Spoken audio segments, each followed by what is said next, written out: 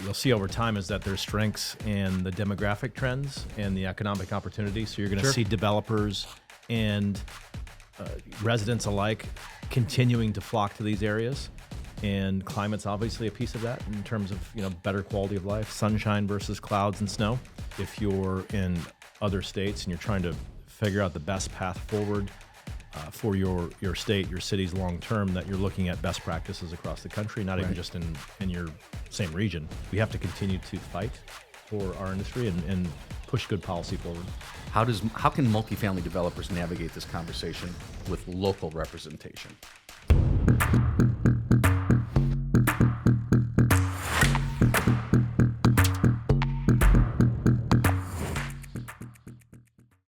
We've hit these summer months here in the Valley, and if there was anyone that I know whose internal temperature doesn't find equilibrium until we hit triple digits, it's the man sitting next to me. John Carlson, CEO, Mark Taylor Residential. How are you, my friend? I'm great. 100 degrees, like my old test scores. 100, 100, 100.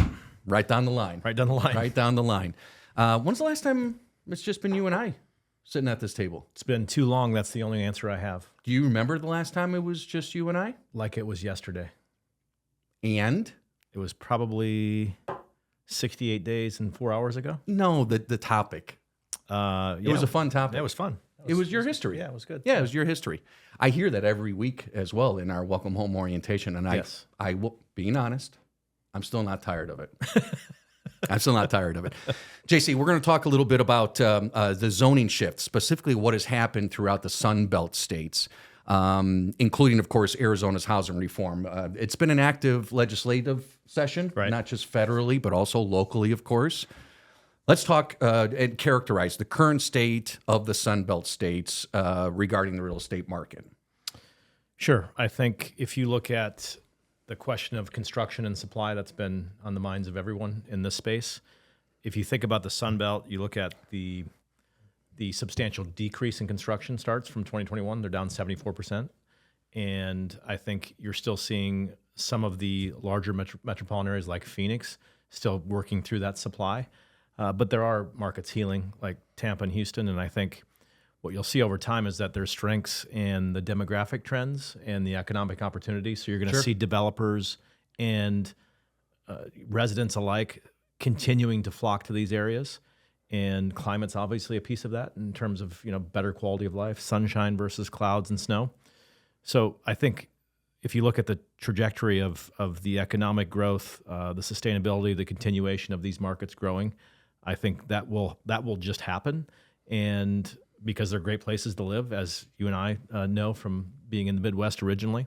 So I think there's a lot of runway for the Sunbelt states, and I feel like, unfortunately for Phoenix, we're at the tail end of that supply working through. So there's going to be a lot of positive narratives and stories around the country, demands overshadowing supply, rents coming back, but Phoenix is going to be last to the party.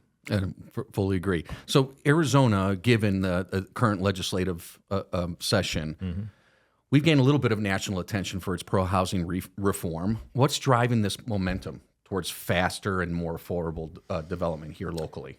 I think it's a combination of Arizona being known as a pro-business, pro-growth state. We have. And then translating in a lot of hard work by local developers, the Arizona Multi-Housing Association, Courtney Levinas, Capital Consulting, the EMA Development Committee, Government Affairs, all of these different groups really focusing on ways to eliminate some of the challenges that are, I'll say, self-inflicted, and really deregulating our state in many ways. Well, how many people have we talked to on this podcast alone, the developers specifically talking about how difficult and length of time it takes, especially when trying to get a parcel of land rezoned as well, right? Yeah, it's length of time to develop. Uncertainty is a big issue with developers. Being stuck in reviews, all of those things, yes. And I still use this. Michael taught me this many years ago. Time kills all deals. That's right. Right. So let's get a little bit more granular, right? Let's talk specifically 2 bills introduced this year. We'll talk House Bill HB 2447 and HB 2110. Yeah, so 2447 was really, I like to phrase it as a shot clock for cities. Perfect. Right? So, Easy. Cities have 60 days to comply once a developer submits a plat plan or a design plan. And if it does not get approved within that 60-day shot clock, that means it's automatically approved. So it really forces the administration of these cities to really be focused on delivering that within a specific time frame. And what's happened in the past is, you think about a developer, they're carrying these costs every month until they open a deal and start to collect revenue. So every month matters. And I know several developers today carrying hundreds of thousands of dollars a month in carry costs because of things that are going back and forth between the city, the admin, and themselves, Design the architects, requirements, all of those things. Yeah. So is there anything specific to House Bill 2447 regarding the shot clock not needing a public hearing? Yes, and pulling up the list. So here's the list of approved items within this specific bill. So site plans, development plans, land divisions, lot line adjustments, lot ties, preliminary plats, final plats, plat amendments, of course, and design review plans. Let's go into HB 2110. Yeah, so for the listeners, HB 2110, the actual bill was approved in 2024.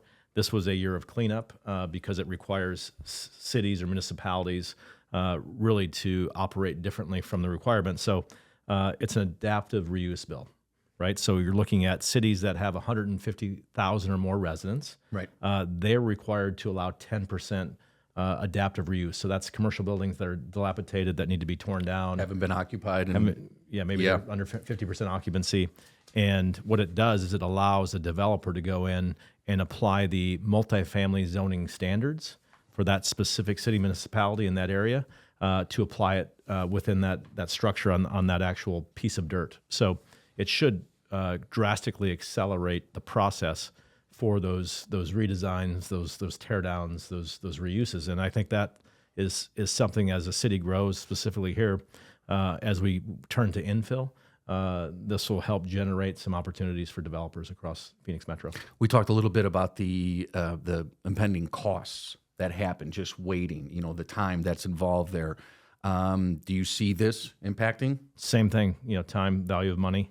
It will, not only with the shot clocks that have been implemented, but really just getting this thing to a viable start date, something that's tangible. Like, okay, we can see if we can do this with existing zoning, tearing down the building is going to be a real short exercise, and then moving forward and getting equity and lenders involved early to say we can make this happen. You and I, of course, very involved with the AMA advocacy, not just locally but also on a national level through NAA, right? So the Arizona Multi-Housing Association, just a quick description, Arizona Multi-Housing Association is our state association, of course, which is an affiliate of the National Apartment Association. Right. And within NAA, Arizona, is part of Region 7, right? You've been a former delegate for many, many years. I'm a current delegate right now. Do you see anything that's happening across Region 7? And I wrote down a couple items, current House bills that, or even Senate bills as well, that I've learned just from Region 7 meetings. Sure. That would it sets a precedent, of course, but would we ever have to deal with situations like this here locally? I think it depends on the dynamics of the state in terms of what the issues are from constituents. I think Region 7 is a big region. So for folks that don't know, it's Washington, Oregon, Nevada, Idaho, Arizona, California. No, California's got its own. I'm sorry, not California. So, you can look at the spectrum of kind of the politics of the day for those specific states, and you can see some things that probably would never pass in Arizona that pass in Washington and vice versa. So I don't know that there's any specific momentum from a Region 7, hey, we're going to collectively look at this through the NAA and Region 7 and the delegates saying, we're implementing this here. Should that apply to a different state? I think it's really still a state issue. I think it's good that we're communicating and connecting, but I have concerns about relying on that as a mechanism to support our industry. Sure. From a pro-growth perspective because of the limitations or I'll say bad policies in other states. I mean, you tell me. You're more involved with Region 7 than me. The more that I sit through our meetings and listen to what our fellow affiliates are having to deal with, I'm just, these are not horrendous, of course, but still very difficult to navigate. I'll just share a couple. This is out of Washington State, House Bill 1217. This, to be fair, the exemption is for communities that are 12 years old or less. So no rent increases in the first year of tenancy, no matter what's happening with the current state of the market. Following the first year, no more than 7% plus CPI for yearly rent increases. It's got to be capped at 10. 10 is the max. And you have to provide 90-day notice for any rent increases. Not too bad. No caps on security deposit, late fees, move-in fees. But explicit vacancy decontrol allows for rent increases beyond the cap between tenancies. No more than a 5% difference is allowed for terms of month-to-month versus term lease. So even if someone is just staying in your property for month-to-month, you can't have an additional fee on top of that, a premium fee on top of that. I'll give you one for Oregon. That way we can actually move on to the additional questions here. Oregon, in House Bill 3974, limits the applicant screening charge a residential landlord may collect to only $20. And that is part. So even if the fee to the landlord is more than $20, you can only charge your prospective resident that cap. So just, again, it's overreach, in my opinion, on telling a company what they can and can't do, which is within limits, right? But that's a cost that we have to incur. Developers have to incur as well. Right. I mean, again, it's unnecessary regulation. You should let the capital markets and the competitive side of business overtake these asinine bills or proposals. You can say, oh, it's not that bad, or it's also the camel's nose in the tent.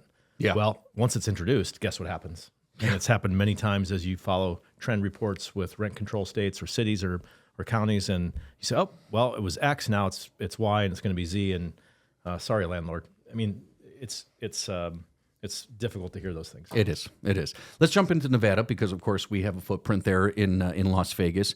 As Nevada's legislative session unfolds, what should operators and investors be watching for?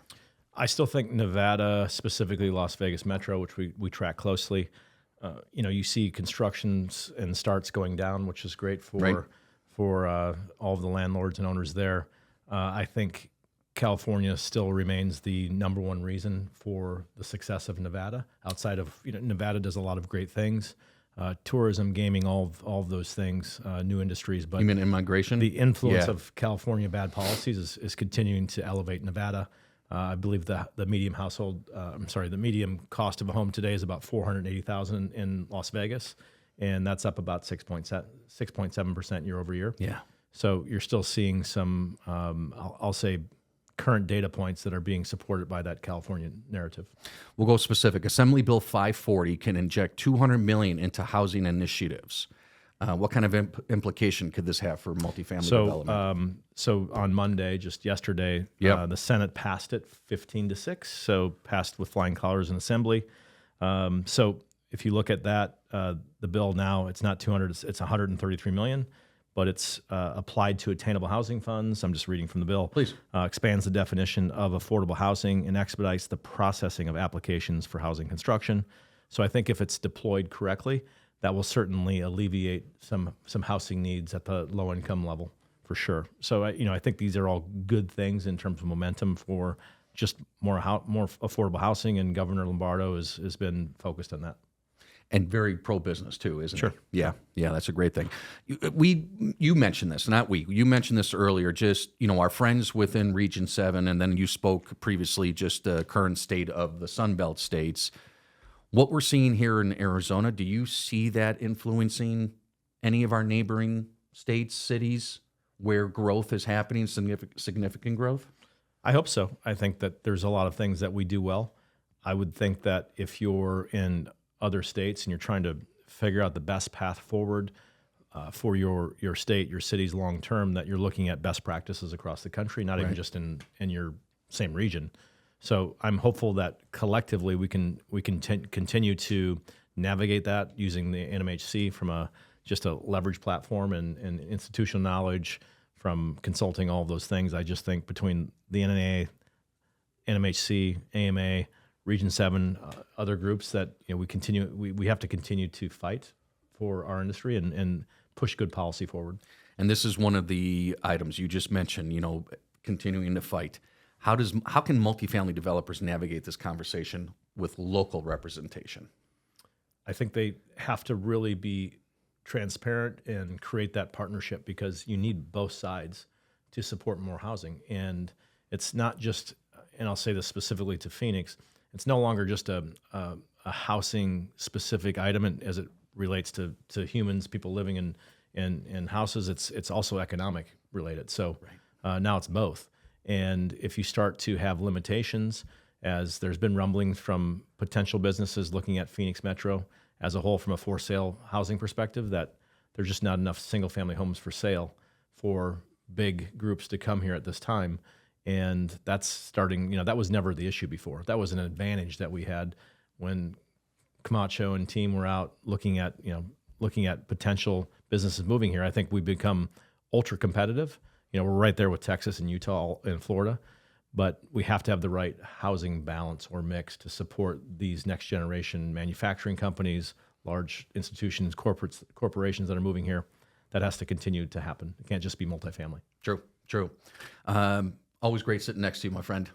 Thank you for the leader. Thank you for the guidance, for everything. Want to ask you one last question. Yes. What are you grateful for today, my friend? I am grateful for, I didn't even prepare for one today, so I'll just use what I used this morning. I'm grateful for, I'm grateful for the transparency of the leadership team that I'm continuing to work with on a daily basis. So what I mean by that is the willingness to be vulnerable, share, pressure points, things that maybe aren't the easiest to communicate, but will do so to move the mission forward. And I always appreciate that. And I think anyone can take that away, meaning it doesn't matter at what level you are, what business, what your teams look like, personal, professional. It's really about being transparent, being vulnerable. And that doesn't mean sharing everything. It doesn't mean just, doing a vomit dump verbally. Sure. It just means being transparent about how you're feeling in the moment, and or if it's an objective within your business or your family dynamic, that you're very honest in that moment, and you trust the other person on the other side will receive it properly, and you'll work on it together and move forward. No silos. No silos. No silos. What's your We mentioned gratitude of the day, Mr. Greco? I have one. I shared it earlier this week when we attended Welcome Home Orientation. By the way, we had 28 new hires, new team members, which was very biggest exciting. room we've had. It was pretty exciting when I walked in. So we were asked, what's one of the most proud moments as of recent? And as of recent, having intimate knowledge, intimate workings with the AMA, the Arizona Multi-Housing Association. They host an annual award ceremony called the Tributes Awards, right? How many have you attended? 20 plus, of course? Many, but you're only 25 years old. So we this year, we're so fortunate. We work with some of the most talented individuals, and Mark Taylor is privileged to have 28 finalists across many, many different categories, all respectful categories as far as their roles. So I wanted to say I'm just so grateful that I have the opportunity, the privilege. You just mentioned the executives. We have some talented, dedicated, professional individuals that I learn from each and every day. So I'd like to say congratulations and thank you for continuing to lead the charge to all of you. Yeah, congrats to everybody. So yes, 28 new hire, 28 finalists. Isn't that crazy? Serendipitous, yeah. Isn't that crazy? Wow. Thanks for joining us. John Carlson, Adam Greco, Multifamily Forward, presented by Mark Taylor Consulting.